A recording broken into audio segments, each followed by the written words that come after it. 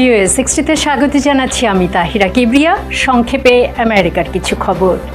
যুক্তরাষ্ট্রের president Joe Biden এবং সাবেক প্রেসিডেন্ট ডোনাল্ড ট্রাম্প বৃহস্পতিবার রাতেই আমেরিকার অর্থনীতি, পররাষ্ট্র বিষয় এবং অভিবাসন নিয়ে বিতর্ক করেন।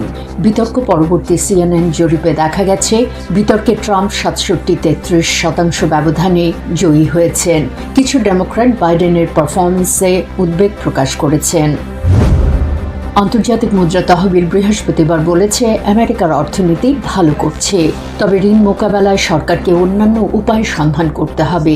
IMF বলেছে, এবছর যুক্তরাষ্ট্রের অর্থনীতি ২.৬% বাড়বে, যা আগে যে পূর্বাভাস ছিল ২.৭%, তার চেয়ে সামান্য কম।